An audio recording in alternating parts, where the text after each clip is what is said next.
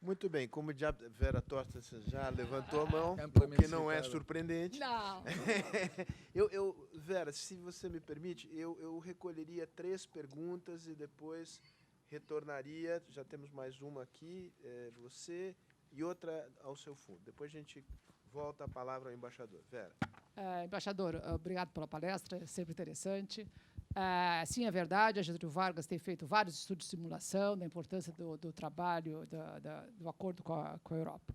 O senhor comentou 2 pontos que me tocaram, que eu acho que são importantes.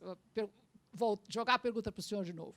Todos os acordos que a Europa fez, de alguma forma, esses países também têm acordos com os Estados Unidos. Então, o momento do Brasil é único, é um momento que é a hora de quebrar todos os entraves e repensar a política de comércio externo no Brasil. E eu acho que esse é um ponto que é importante. Eu tenho cá minhas dúvidas que a Europa vai fazer alguma coisa a mais do que receber a proposta e não vai responder. O momento atual é realmente difícil para qualquer tipo de acordo. Então, a pergunta é qual é a reação se o Brasil agressivamente procurar a aproximação com os Estados Unidos, não importa se via TPP, não importa. A pergunta é, todos os países que o senhor falou têm acordos com os Estados Unidos. E o segundo ponto que o senhor mencionou é verdade. O mundo hoje está contra os acordos. E a gente demorou, devia ter feito tragédias totais. A pergunta, então, é o que a gente pode fazer com relacionamento com a Europa sem o raio do acordo preferencial. Quer dizer, falamos de coerência regulatória, falamos de aproximação aduaneira, quer dizer, por que nós não podemos ter uma agenda sem um maldito acordo que não sai? Eu estou nisso desde 1992, em Guimarães, que eu comecei a mexer com isso. E um pouco, que é essa ideia. E o terceiro ponto, o senhor não mencionou o grande entrave chamado Mercosul. A pergunta é, por que a Europa sempre insistiu, desde 92, que tinha que ser um acordo com o raio do Mercosul? Por que não podia ser um acordo e depois entra quem vai? Quer dizer, no fundo é assim, quando o Brasil quer, a Argentina não quer, quando a Argentina não quer, o Brasil não quer, e etc. e tal. Então, por que a Europa não flexibiliza também isso? Pronto. Muito bem, vamos aqui, Marlene, só um minuto. Tem uma pessoa logo atrás que pediu. Isso, eu vou, na verdade, complementar um pouco o que a professora Vera falou, porque eu tive a oportunidade de morar alguns anos fora, encontrando a Vera lá na Suíça e tudo, e eu estudei justamente na Universidade de Paris, meu doutorado é sobre os acordos da União Europeia com Chile e México. Tem aqui a conclusão aqui do curso, que eu publiquei lá fora e tudo. Tá feita a propaganda. O meu orientador, na realidade, lá, o Jean-Michel Blanquer, ele me direcionou de uma forma muito interessante, o que não ocorre aqui no Brasil. Ele praticamente escolheu o tema, e eu me assustei, porque eu sou uma entusiasta do Mercosul, mas também me coloco as mesmas questões da professora Vera, sou uma entusiasta do Mercosul. Acho que a União Europeia insiste muito no Mercosul por uma questão de exportar o próprio modelo de integração, porque o Mercosul foi inspirado no modelo europeu e tudo isso, mas, na prática, a gente vê que não funcionou. Então, eu fui estudar esses acordos bilaterais para ver se há um caminho para o próprio Brasil. Eu sei que já houve uma sinalização nesse sentido lá atrás, porque, se você for refletir, o Chile também faz parte do Mercosul, mas ele é um país associado. Será que, dentro das cláusulas do Mercosul, não há uma flexibilização de negociações que permitam umas negociações bilaterais entre esses países, ou a gente vai ter que repensar essa estrutura? Enfim, é um complemento à professora Vera. E agradeço também, gostei muito da palestra. Madalena, aqui, ó, nessa... Obrigada. A minha pergunta é um pouquinho diferente. O senhor mencionou as dificuldades internas da comunidade europeia. E, dentre elas, está a possibilidade da Inglaterra sair da comunidade? Muito bem. Bom, vamos aqui para uma primeira rodada de... Aguarda a próxima, haverá uma segunda rodada. Embaixador, por favor, pode responder essas 3 perguntas. Não posso. Então, responda aquelas que o senhor pode responder. Se não for nenhuma delas, a gente passa para a segunda rodada. Não, ora bem, deixe-me só um par de comentários rápidos. Talvez começando com o Mercosul. O Brasil é um país soberano e nunca nos manifestou a vontade de fazer um acordo em separado. Nós, obviamente, que respeitaremos qualquer que seja a postura dos governos que compõem, dos países que compõem o Mercosul. Mas até agora essa abordagem não foi feita de forma clara e eu não julgo que neste momento que se ponha a questão. Neste momento talvez se venha a pôr noutros momentos. O que eu verifico é que eu ouço falar da possibilidade de um acordo da União Europeia-Brasil quando eu venho a São Paulo. Em Brasília ninguém fala disso. E eu devo dizer que a transformação da relação Brasil-Argentina, eu julgo que é uma grande conquista da democracia em ambos os países. Do nosso lado, a União Europeia, apoiaremos sempre esse relacionamento diferente daquele que foi o relacionamento histórico, e o Mercosul seria, em teoria, um mecanismo para isso. Eu creio que passou o tempo, vou ser sincero, já houve um tempo em que vivíamos talvez um pouco com o fetiche da exportação do nosso modelo.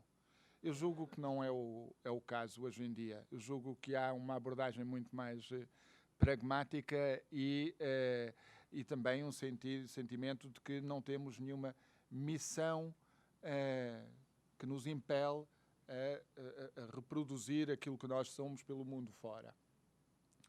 E portanto, aquilo que nos impede atualmente de tratar separadamente é simplesmente que estamos num processo e os países em causa não se manifestaram claramente a favor de um outro processo, um processo diferente. Vamos ver se falharmos agora, se chegarmos à conclusão, então eu julgo que será um falhanço do Mercosul, não no sentido de atribuir culpas, não é isso que estou a falar, mas no sentido de ser um golpe grande para as pretensões, a capacidade do Mercosul de ser um bloco económico significativo. Sabemos todos que o grau de aprofundamento da integração regional ficou muito aquém das ambições e se não for possível desenvolver agora um acordo da União Europeia-Mercosul, eu julgo que haverá grandes interrogações internas do Mercosul. Talvez isso abra as portas, mas eu não quero especular sobre isso e, sobretudo, não quero ser citado a dizer se isto falhar, vamos fazer um acordo em separado com o Brasil. Não é esse o caso, mas simplesmente transformando-se as circunstâncias, é preciso analisar circunstâncias novas, as atuais circunstâncias. Eu creio que não permitem pensar em separado. Sobre a questão dos acordos da União Europeia serem todos com países que têm um acordo com os Estados Unidos, é factualmente correto e creio que está claramente alicerçado numa ideia por parte daqueles países com quem temos relações económicas mais liberalizadas que podem ter também iguais vantagens num acordo com os Estados Unidos. Nada não me surpreenderia de forma alguma se o Brasil viesse a pensar da mesma maneira, ou o Mercosul viesse a pensar da mesma maneira em relação aos Estados Unidos. Simplesmente o Mercosul foi quem bloqueou, mais precisamente, o Presidente Lula, o Presidente Kirchner, quem bloqueou a ALCA. Eu julgo que a alternativa para o acordo União Europeia-Mercosul é o ALCA. É o ALCA feito de outra maneira. É o ALCA feito em pequenos acordos, alguns deles já bastante consolidados, mas eu penso que a capacidade negocial do Mercosul nessa circunstância será inferior à capacidade negocial que terá se houver um acordo da União Europeia-Mercosul. Portanto, nós somos agnósticos quanto às relações do Brasil, do Mercosul, com os Estados Unidos. Mas, olhando de fora, parece-me haver vantagem da vossa parte em firmar um acordo connosco, reforçará a capacidade negocial para um entendimento comercial muito mais integrado no espaço das Américas. Do nosso lado também há todo o interesse em que haja primeiro um acordo entre nós, porque, obviamente, que isso nos dará também alguma vantagem competitiva face ao empresariado americano. Sobre o Reino Unido, ponto número 1, eu acredito, não por dever de ofício, mas por convicção profunda, que o resultado do referendo será favorável à manutenção. Mas suspendamos por um momento essa ideia e coloquemos a hipótese da saída. Como disse, não julgo provável, mas coloquemos essa hipótese. O Reino Unido terá de tomar algumas decisões. Não basta dizer que querem sair e saem. Não é assim. Tem de explicar, então, quais são os termos. E a primeira coisa que é preciso definir, será o relacionamento que o Reino Unido tem com o mercado único europeu, do qual, aliás, o Reino Unido foi um dos grandes propulsores. Eles podem ter uma relação que é parecida com a relação que tem a Suíça, ou que tem a Noruega, que não são membros da União Europeia. E essa relação é muito simples. Eles pertencem ao nosso mercado único e não tomam parte das decisões que regulam o mercado único.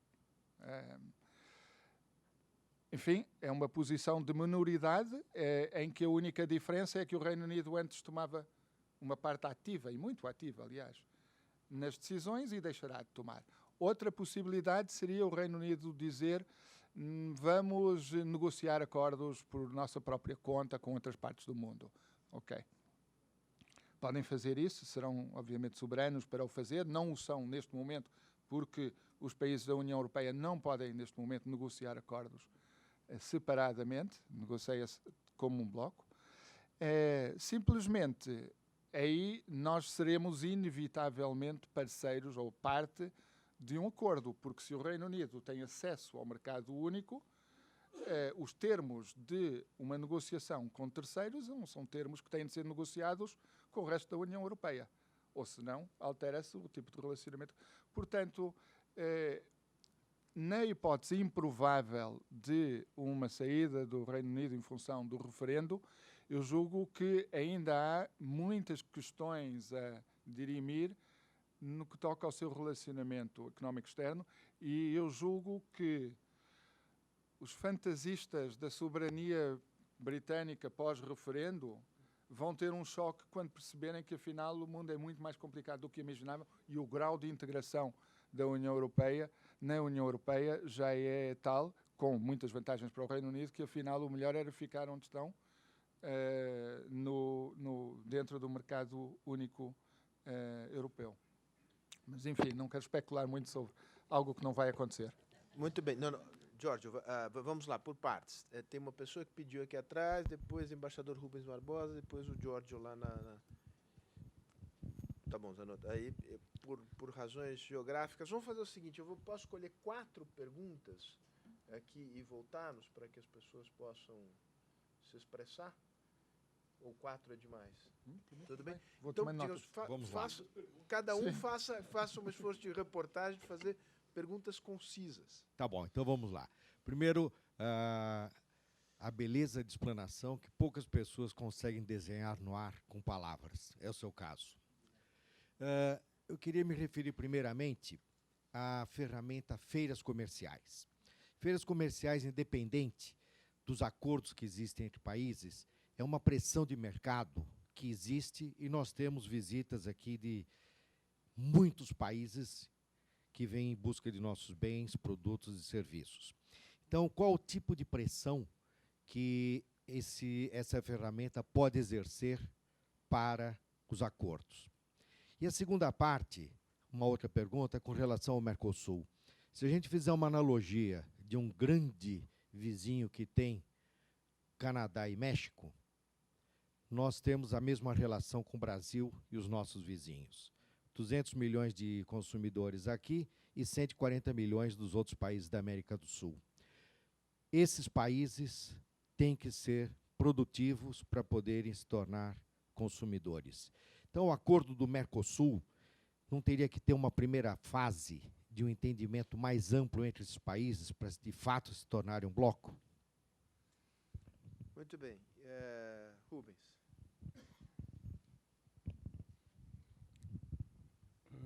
Embaixador, o senhor repetiu várias vezes aqui que nessa negociação o ótimo é inimigo do bom. E eu aqui fiquei pensando o que significa isso em linguagem diplomática.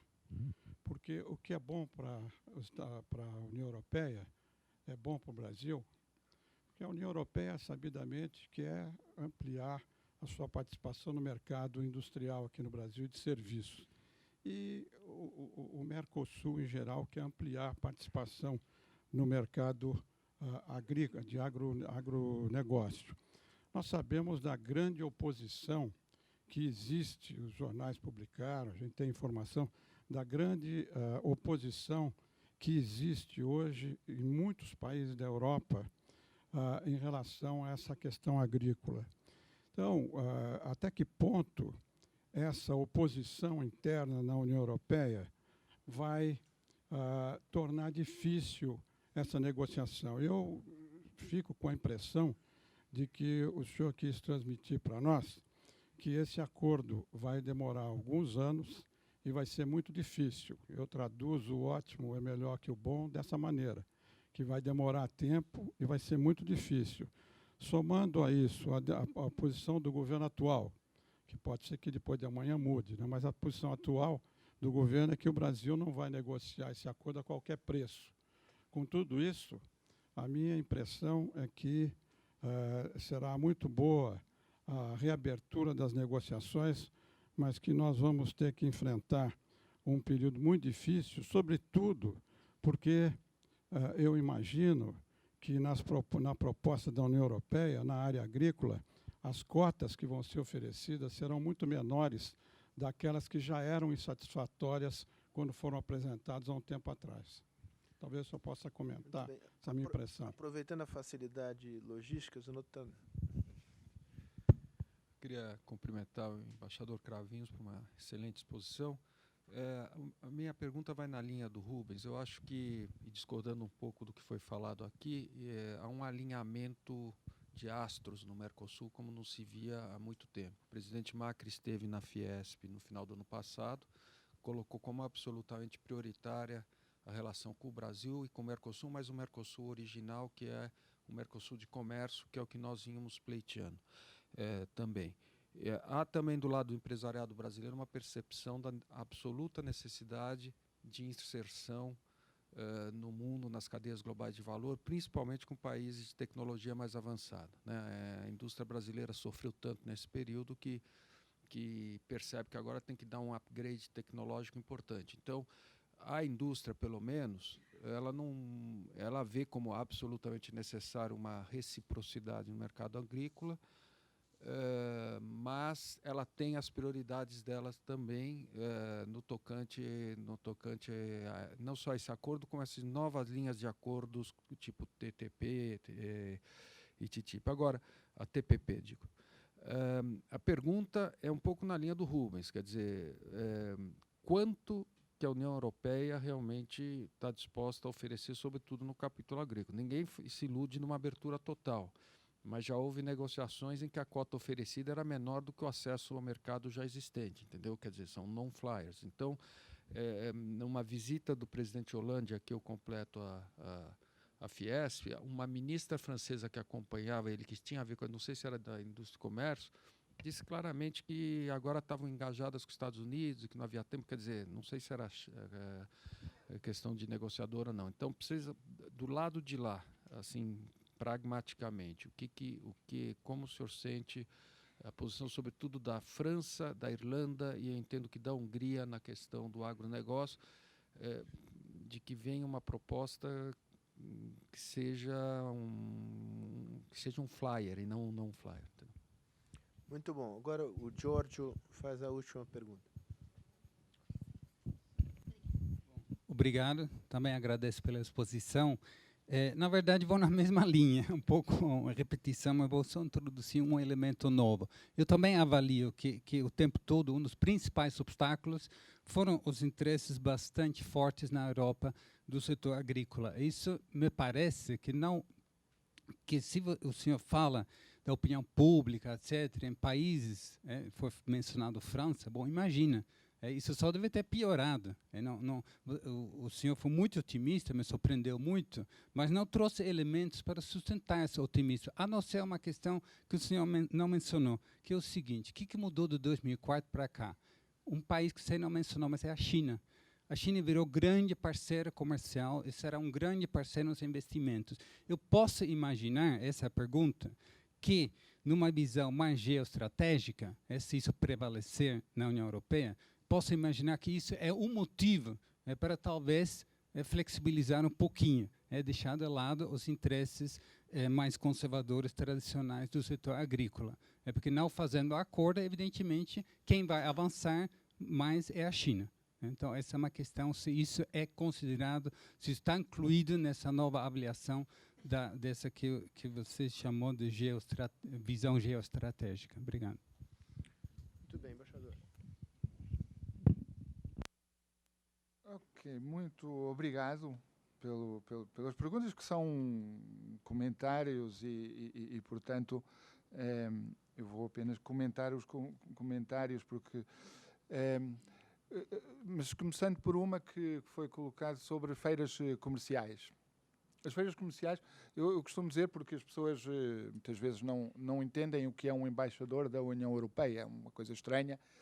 Embaixadores, sim, são figuras conhecidas ao longo da história, mas são embaixadores de países. Agora, embaixador da União Europeia será uma espécie de, como aquelas embaixadoras de boa vontade da Unicef, uma coisa assim. Infelizmente, não é bem o caso. E então, o que eu normalmente digo é que, em matéria económica, eu trabalho no abstrato e os embaixadores, os cônsulos aqui, muitos deles aqui, trabalham no concreto. Eu trabalho, a União Europeia trabalha, a Comissão Europeia trabalha a nível das regras, acordos comerciais, esse tipo de negociação que nos tem ocupado hoje, e o concreto, as feiras comerciais, é a matéria para os representantes dos Estados-membros da União Europeia, até porque se eu me envolvesse nisso, teria uma enorme dificuldade, porque para cada empresa sueca que eu promovia, estava uma empresa alemã a queixar-se e vice-versa. Portanto, agora, há uma ligação. É evidente que há uma ligação e há concorrência entre Estados-membros da União Europeia, naturalmente, e trazem as suas empresas aqui em missões empresariais, fazem feiras comerciais, etc. Mas essa competição que existe entre os Estados-membros é uma competição que se constrói para além de uma convicção amplamente partilhada que a nossa situação, todos nós, poderia ser melhor se houvesse um acordo comercial. E, portanto, eu penso que a presença, a visita de empresas no âmbito de feiras, em muitos casos, aliás, eu penso que se vai intensificar se houver progressos nas negociações. São visitas prospectivas que têm por objetivo analisar um mercado que pode estar em transformação no caso de um acordo, ou que pode não estar em transformação, e ver que... Portanto, eu creio que fazem sempre uma pressão, que não é direta, mas que contribui para a convicção dos decisores políticos de que é útil avançar na tentativa de encontrarmos um entendimento. A questão da relação com os países vizinhos, com o Paraguai e o Uruguai, seguramente que, aliás, o próprio acordo Mercosul-União Europeia seria um acordo um pouco mais fácil se houvesse maior integração, mas eu penso que um acordo União Europeia-Mercosul é um acordo que promove a integração regional, que promove a maior sobreposição, digamos, das economias dos países do Mercosul. Facilita o trabalho de empresas do Paraguai no Brasil, do Brasil na Argentina, etc., etc. E, portanto, nesse sentido, é um impulso positivo e sim, julgo que interessa-nos isso, porque senão o que nós temos é um pacote de 4 acordos que é menos interessante. O Sr. Embaixador Rubens Barbosa falou essencialmente da complementaridade das nossas economias e, portanto, de nós sabermos qual é o desenho básico de um acordo. Um acordo é um acordo que vai abrir mercados dos dois lados e isso vai resultar num fluxo agroindustrial na direção Mercosul. Europa e um fluxo de serviços ou investimento no sentido contrário. Espero que haja também ambas as componentes a funcionar. Mas, basicamente, sim, isso irá acontecer. Ora, tem aparecido nos jornais, como referiu, tem sido manifestado algum desconforto por parte de um conjunto de países. Eu aqui queria fazer uma precisão que é o seguinte. Os países da União Europeia deram um mandato negocial à Comissão Europeia.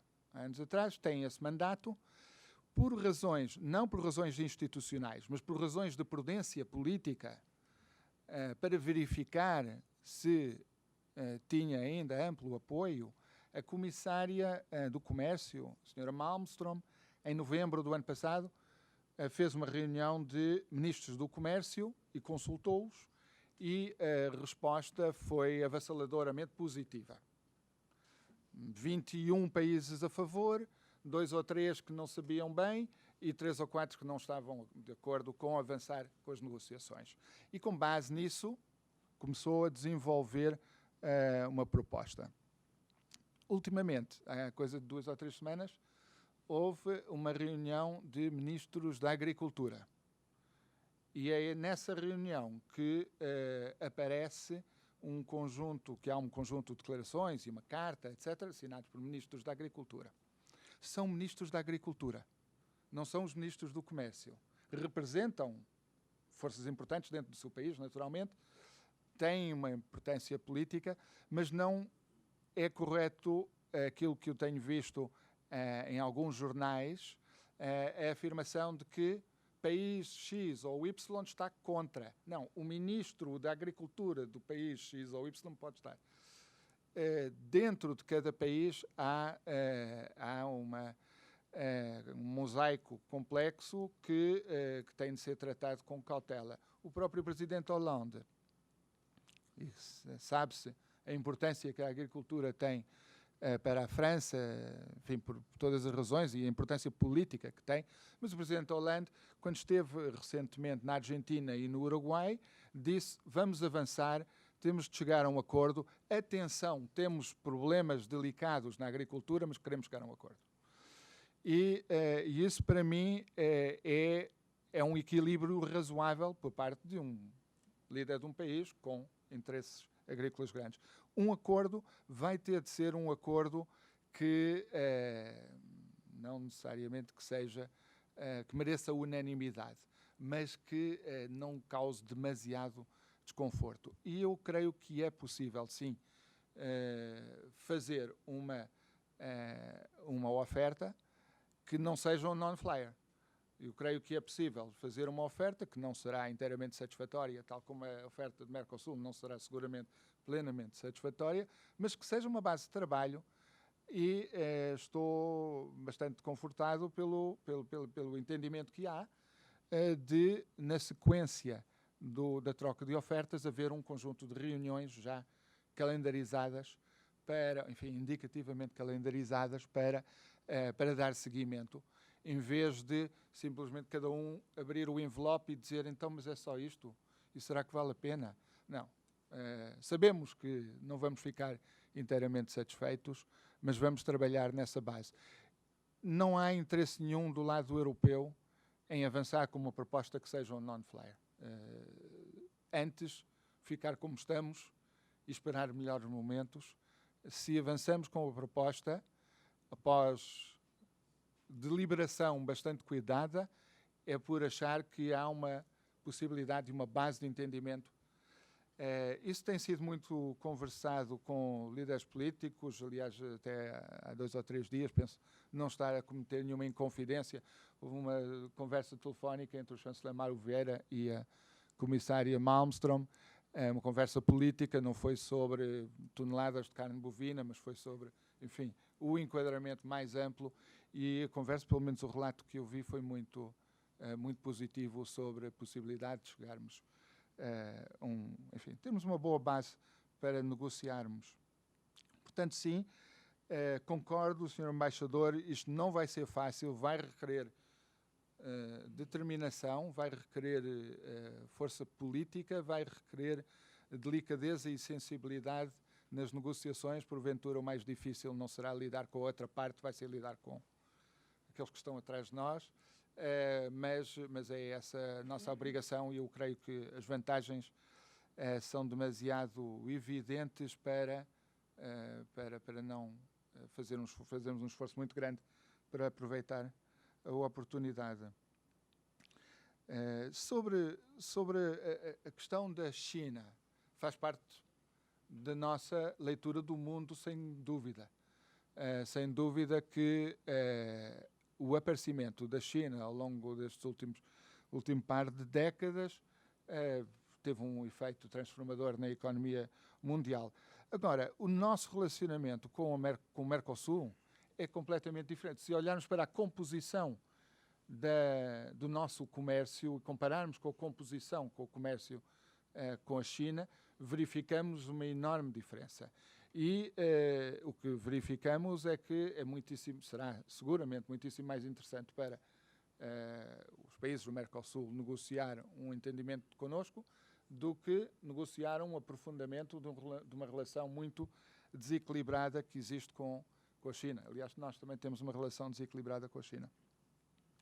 E portanto, nesse sentido, eu vejo esta ideia do papel geoestratégico, geoeconómico de um acordo União Europeia-Mercosul, não como sendo uma resposta ao aparecimento da China, mas como sendo, sobretudo, fazendo parte do puzzle para garantir a competitividade empresarial europeia em geral, e os nossos principais concorrentes poderão ser chineses aqui ou ali, mas muito mais significativamente são americanos, são coreanos, são japoneses, são de outras geografias.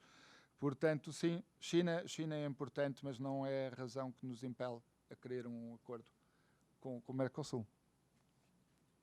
Muito bem. Se não houver uma vontade irrefreável de alguém de fazer mais uma pergunta, eu vou terminar por aqui. Eu acho que eu vou terminar por... há uma vontade irrefreável. Então, se vocês estiverem com fome e o almoço estiver atrasando, a culpa é dele. Será rápido, eu prometo. Até para colocar uma pitada diferente aqui. Em meio a tantos diplomatas, eu sou um político, provavelmente o único aqui na sala. Sou deputado federal e recentemente assumi a Comissão de Relações Exteriores da Câmara dos Deputados, razão pela qual estou aqui hoje. Então, senhor embaixador, minha pergunta vai nesse sentido. Nós estamos vivendo aí, provavelmente, o penúltimo dia do governo da presidente Dilma Rousseff. Amanhã, tudo indica, ela será afastada do cargo de presidente da República e, a partir do dia seguinte, o novo governo se instalará, um novo presidente, um novo gabinete e também um novo ministro de Relações Exteriores. O nome ventilado é do meu colega de partido, Zé Serra, senador Zé Serra, que é um crítico, quanto mais conhecido, da política atual do Itamaraty e, em especial, do Mercosul. Ainda essa semana passada, eu li uma reportagem que o senador Serra descreve o Mercosul como um delírio megalomaníaco. Então, haverá certamente uma mudança de rota aí no Itamaraty, nas relações exteriores. Eu gostaria que o senhor pudesse descrever brevemente o que é que a União Europeia espera dessa nova política de relações exteriores que deve se instalar com o novo governo que está iminente de tomar posse. E, se o senhor puder responder, o que o senhor faria fosse você o ministro de Relações Exteriores do Brasil em relação ao Mercosul? O Serra, se quando assumir uma posição do Itamaraty, ele dirá a frase: esqueçam o que eu disse, né? Sobre o presidente o futuro ministro da Fazenda, sobre o Mercosul, vai ter que fazer um disclaimer generalizado. Bom, em primeiro lugar, eu quero cumprimentar o Sr. Deputado. É um prazer conhecê-lo nestas circunstâncias. Temos encontro marcado para a próxima quinta-feira, portanto, uma surpresa e muito positiva encontrá-la aqui em São Paulo. Sabe, quando a minha esposa estava à espera dos nossos filhos, primeira e depois o segundo, nós tomámos uma decisão que foi o de não querer saber o sexo da criança, porque não queríamos atribuir características à criança antes dela nascer. E então, agora, eu acho que o senador Serra é uma pessoa com uma imensa bagagem intelectual, experiência política e obviamente que a condução da política externa, para nós brasileira, não apresentará nenhum tipo de dificuldade. Aliás, vemos isto com todo este processo, com toda a normalidade, toda a naturalidade, apesar de não ser um processo habitual, é um processo que nós encaramos com serenidade e, portanto, uma mudança de governo é algo que estamos muito habituados a tratar com os países com quem temos relações. Em relação ao Mercosul, bom, aí hipoteticamente poderia colocar-se a questão que previamente foi aflorada, uma postura por parte de Estados-membros ou de um Estado-membro do Mercosul que dissesse nós queremos ir pelo nosso próprio caminho. Eu não quero especular, mas obviamente que tomaríamos em conta se isso fosse o caso. Devo dizer que não me parece ser muito provável nestas atuais circunstâncias em que há uma convergência de discursos sobre o Mercosul entre o Brasil e a Argentina. Portanto, isto pode inaugurar, pelo contrário, em vez de ser um momento difícil, um momento de desintegração, pode, pelo contrário, ser um momento de aprofundamento da capacidade negocial e da própria integração do Mercosul. Portanto, encaro até de forma bastante positiva os próximos tempos a confirmar-se, como imaginamos, que esta mudança de governo a partir do final desta semana, não é? Muito bem, eu termino com um xiste que me foi enviado aqui por alguém, foi anônimo, dizendo que talvez agora o acordo Mercosul-Europa caminhe, sendo o Papa argentino, Deus brasileiro e o Papa morando em Roma nesse momento, e um Papa argentino morando em Roma nesse momento, talvez as coisas caminhem. Então, com esses votos de sucesso, eu termino a sessão dessa manhã, agradecendo mais uma vez a sua presença e a sua excelente palestra. Muito obrigado.